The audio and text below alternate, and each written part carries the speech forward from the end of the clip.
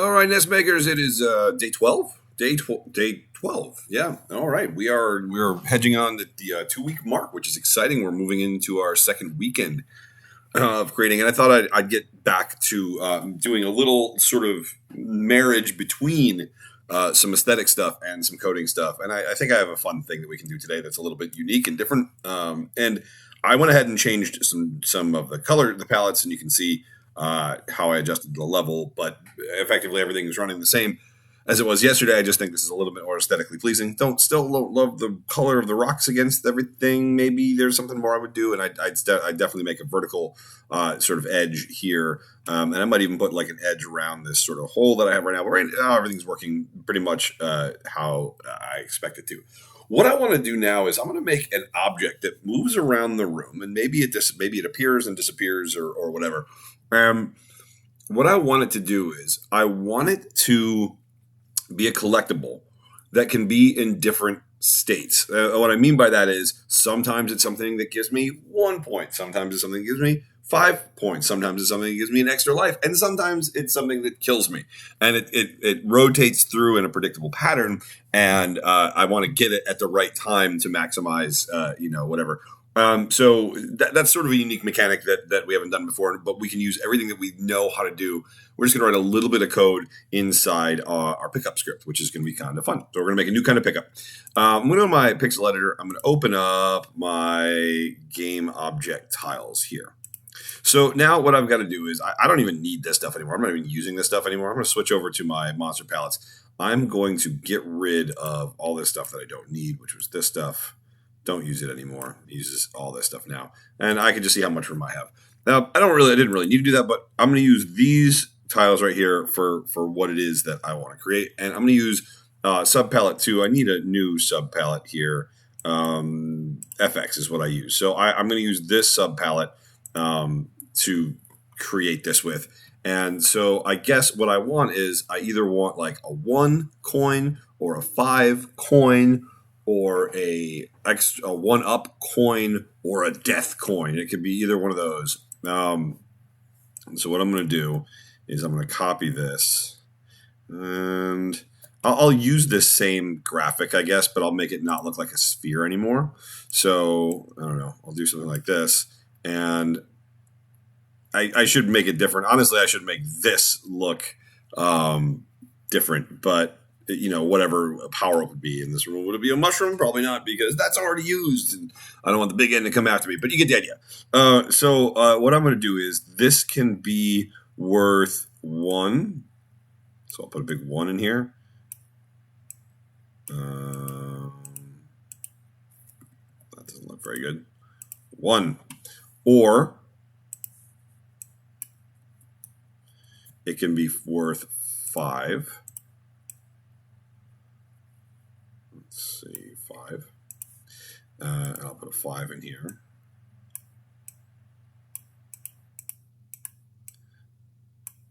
And maybe you guys are even quicker at drawing this stuff than me. Or it could be a 1-up, which what I'll do is, this will be interesting. I'll put a little picture of my face in there just to do something different, so I don't, 1 and then 1-up. I don't want that. So I'll take this, copy this, paste it here, like that.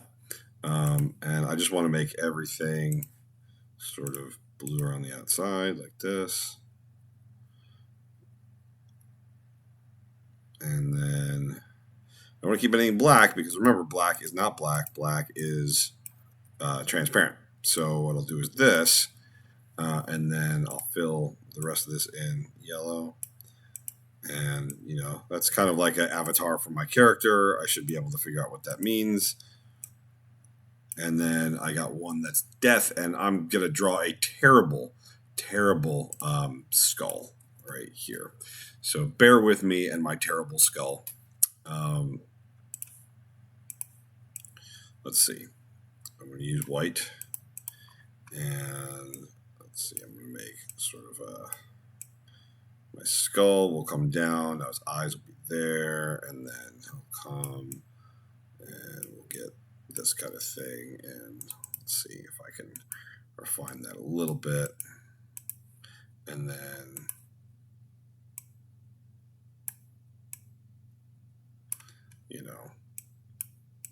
looks like an alien more than a skull. But I already told you guys, I'm not really good at pixel art, so I'm not the artist. I am definitely not the artist. I warned you. You knew what you were getting into. And then something like that. And then I could probably make that more symmetrical now. Like that. Okay. So that's, and maybe I can make it look a little bit more sinister if I put, like that. Okay. So that's, we don't want the skull. And actually I can make this look more like skull teeth by doing just doing that. So that's a skeleton. And the other thing I want to do, and this is going to be kind of hard to do. I'm not really good at this. I want to create I want this to be a coin that kind of turns. So to do that, I will make one. This is sort of the middle frame when it's changing, right? And then I want sort of a diagonal or three. I don't know how to say it, but when it's like spin on a 45-degree angle. And that's going to be the one that's going to challenge me as a non-artist. So if I were to think about how this is going to go, it would be this, but then it would also start to embellish out, but sort of like this. And what's nice is if I get it in one direction, it'll work for both. And I kind of specifically don't want to see what's on the coin when it's in this sort of mode here. So what I'll do to really sell that this is, I probably should end up doing this, honestly. So this is like this side of this coin, and then I see the side of that coin, like that, and maybe even more than that. Like I see the thickness of this coin, and then I'll turn. So it's this, and then it's this, and then it's this, and then it's this the other way, and then it's whatever the next thing is. It'll stay on that for a second, and then it'll change. And this is absolutely not going to be perfect, and I know that. But for the sake of what we're doing, it'll be good enough. So I want to show you the mechanics of how we can get this thing working. So I'm going to save my coin over here. I'm going to save this. And I'm not, so it could either be 1, it could be 5, it could be the face, it could be the devil, little skull, and saving that. And I'm going to go to my game objects, and I've got one called powerup, and I'm going to call this one random powerup. Remember, we can name these whatever they want. The whatever it says here these are just placeholders. Like these don't actually mean what they say here. So I'm going to make this too wide, too tall, and I'm going to load that in here. Don't forget, this won't work unless I also load the screen with this. So what I'm going to do is, at first, it's going to be this one. And I'm going to go ahead and I'm going to make different animations for this. I'm going to call this one coin. And then I'm going to add 5 coin. I'm going to add 1 up, and then I'm going to add death. Okay. So what I'm going to do is I'm going to make, don't make it 8 frames. I'm going to make it, say, 6 frames. Something is wrong, I noticed, with some of these modules if you have 8 frames of animation. Not sure exactly why, but I'm going to do 1 frame, that frame, 3, 4 is going to start to turn. 5 is going to be fully turned. 6 is going to be turned, but then I'm going to flip that frame, just the frame. And so what I should get is, you can kind of see what's happening there. So if I do it a little bit slower, it's not great. It's not perfect, but it sells it. So that's 1 coin. 5 coin is going to be a 6 frame animation. And I'm going to make it this, and then this, 3, 4. I think I did that, right? And then 5. No, I'm sorry. I did 4. It started the turn. 5. It was completely like that. 6. It was this flipped. All right. And then 1 up. We'll do the same thing. We'll do 6 frames. Frame 1 will be 1 up. Frame 2 will be 1 up.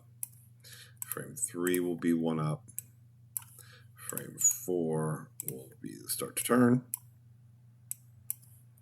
Frame 5 will be like this. Oops, come here.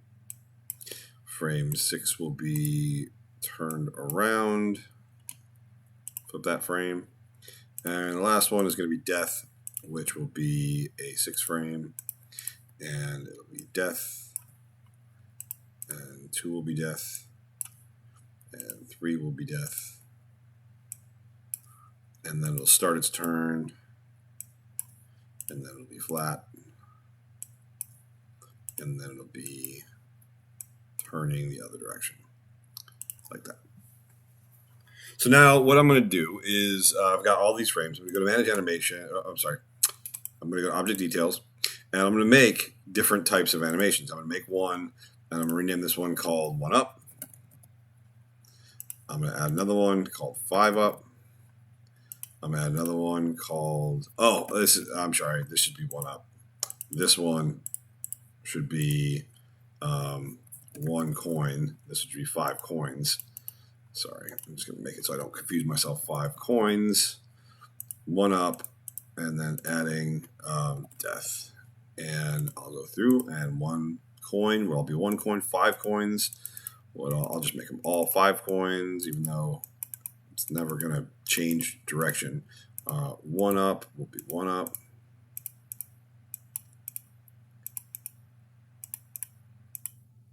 Let's see if we can get the function of this going in about maybe 25 minutes. Maybe we'll go a little bit extra just to do something cool. So it wasn't that hard to make this object. It wasn't that hard to make the animations. Now all I'm going to do is I'm going to go into its details. I'm going to make it a pickup power up. I'm going to give it a very slow speed. Maybe 8. Acceleration speed all the way up. No jump speed. Hit solid object, reverse horizontal direction. There's no edge, so you don't have to worry about that. Actions. So it's going to start with 1 coin, and it's going to move in a random direction, and it's going to have a timer of, let's say, 4. Nope, I'm sorry. And then when the animation is over, it's going to advance. And that's going to put us here. That's going to be 5 coins. And I'm just going to let it move in the direction. I'm not going to have it change direction at all. I'm just going to have it move in a direction, and I'll be able to follow it. I could make something move in a random direction, but for right now, it's going to start in a random direction, and when it hits a wall, it's going to, recoil the other way. So here, I'm not going to do anything with the action. I'm going to say that it's going to advance. So this. When this animation is over, it's going to go to this. When this animation is over, it's going to go to this. It'll be 1 up. And that animation advance. And then it'll be death. When the animation is over, it's going to go to first. So all I did was I'm going to make it start moving, but it's not going to move very fast, and it's not going to change direction unless it hits a wall. And then it's going to just go through. And when the animation is over, it's going to go to this one. When this animation is over, it's going to go to this one. This animation is over, it's going to go to this one. This animation is over, it's going to go to here. And I'll just give it a bounding box. And there we go. Right now, it's just a collectible. So as a pickup power-up type, if I run into it, it's a collectible. So let's go to a room where I've set up objects and see if that's, you can see it. Overworld. I've got objects set up here. If I go in here, you can see I've got, I should have level 1 monsters in here. I'm going to right-click, and I'm going to, now that I've got level 1 monster set, I can see that I've got my random power-up that I can place. But don't forget, I have to go into Day Monsters, and I've got the wrong palette loaded for this. If you've been following along, you probably actually have this loaded. I had to step backwards because my computer crashed before I saved it, so I had to rebuild some stuff. But that's okay. So I'm going to do that. And what we're going to see is we've got this weird power up that changes what it looks like. It's going to be moving very slow around the room. And, oh, I forgot to give it animation speed. Sorry. Go back to random power up. Obviously, we got to give it some animation speed. So here, let's put an animation speed of 2 for all these. And then it will do the cool thing. So anticlimactic. Okay, here we go. So now every action step has an animation speed. And now I have to sort of time when I get it. So I learn the pattern. What do I want? Do I want more money? Do I want more? But if I get it at any time, it'll go away. Okay. So now what I've got to do is I've got to go to that pickup power up script. And I say, okay, what happens if it's object number 0, 1, 2? So let me open up my script setting. And I'm going to look for that pickup power up script, which is in game. Is it? Pickup script, and I'm going to hit edit. This is the one that I already sort of edited, and I look at the type, and if it's 1, it's going to look at what, if it's going to compare it to 1. If it's not 1, it's not this pickup. If it is, it's going to keep going in the code, and it's going to do all this stuff. It's not this pickup. So here I can compare it to 2. So I'm comparing it to 2, and what I can say is I'm going to say if it is 2, I'm going to say is random pickup, which is going to come here, is random pickup. Okay, so if it's going to branch if it is equal to 2 to here. If it's not, it's going to jump to not this pickup, which means if it's not, it's going to keep going in the code. It's going to jump to this label, which is here. But here I've got what's going to happen if it is. And the last thing I'm going to do in here is say I'm going to jump to end pickups. Like that. So I could jump to down here, whatever I do. And just to make sure that I'm hitting this code, I'm going to write JMP reset. So this should happen if I run into that object right now. Let's see if that works.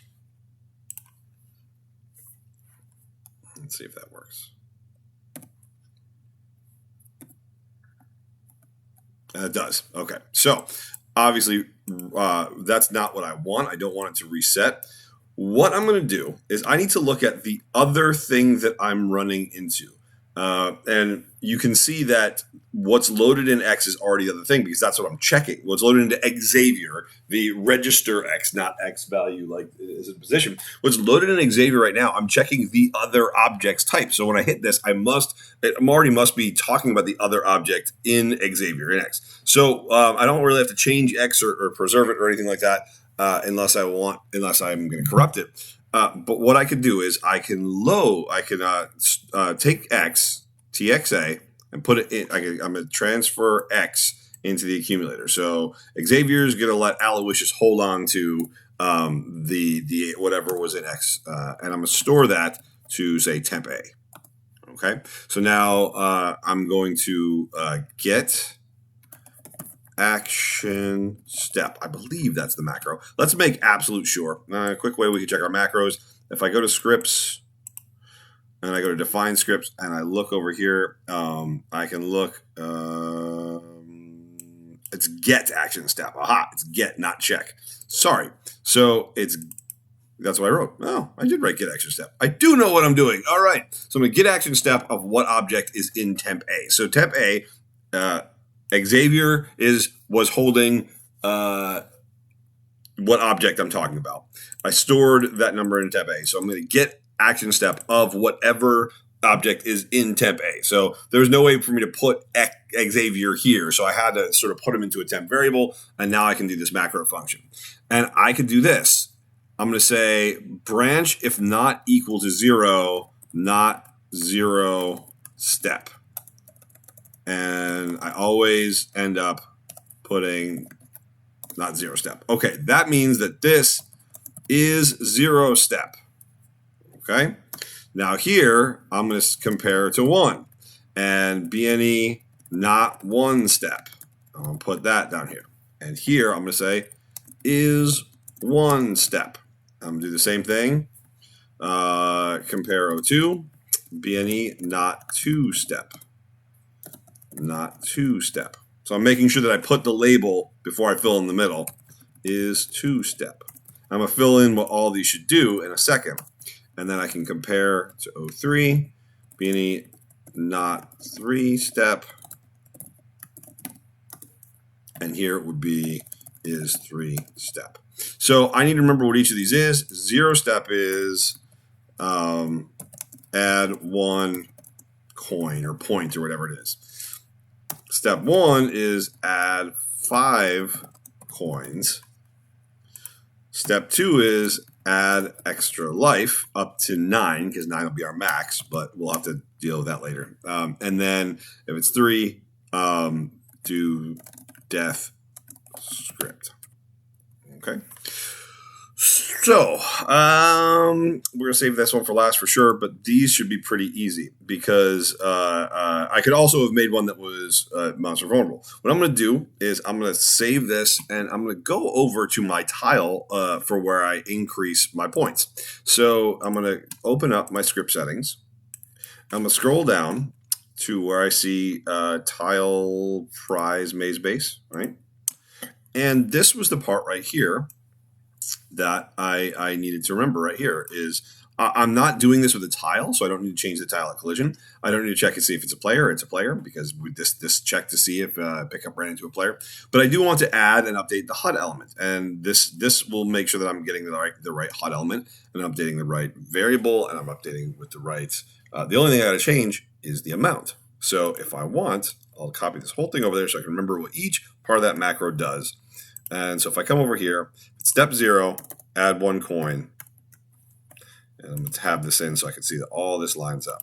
So, okay, the my score has 6 place values. The home variable is my score.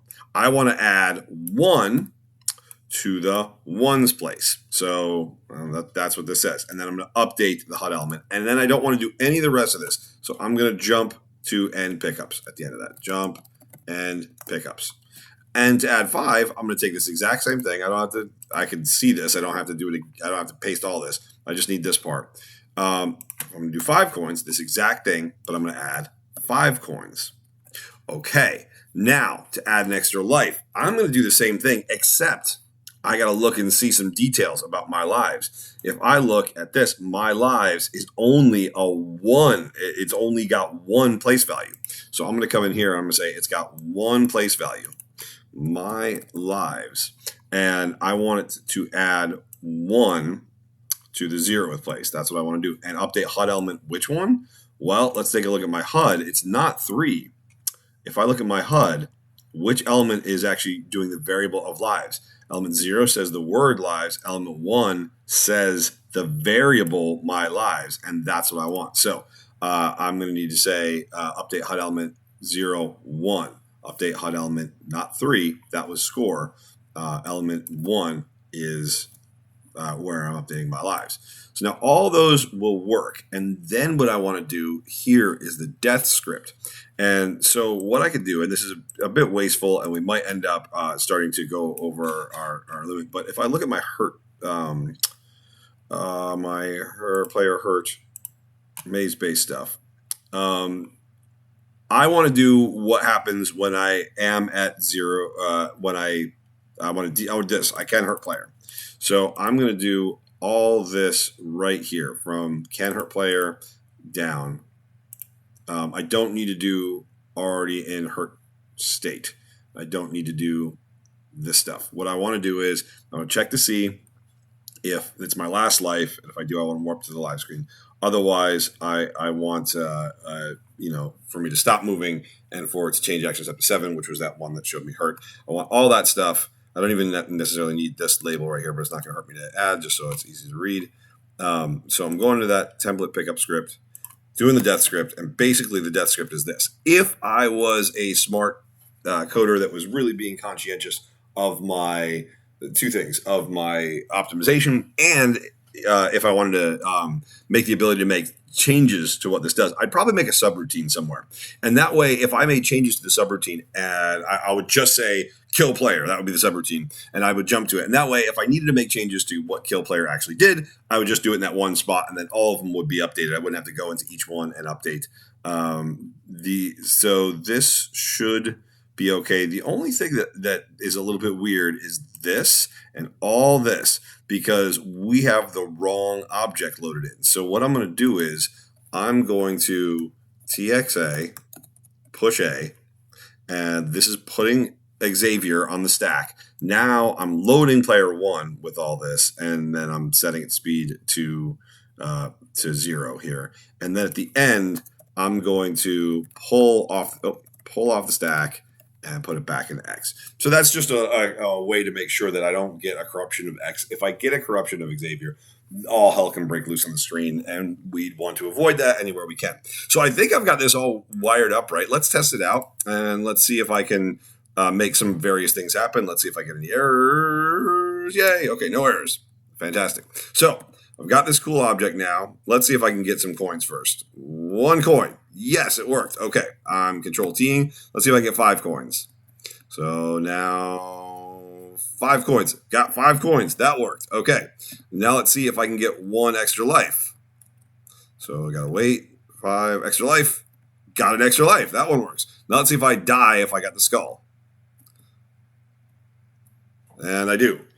Awesome. So you can see I've made this cool object that moves around my screen, changes direction. Whenever it gets back to the first frame, it changes direction to a random direction again. Whenever it gets to the first thing. So it seems like it's got a little bit of intelligence, bounce off the wall. And depending on when I grab it and what state it's in, it will do various things. I've got it loading, one can kill me, one gives me a benefit, one gives me an extra life.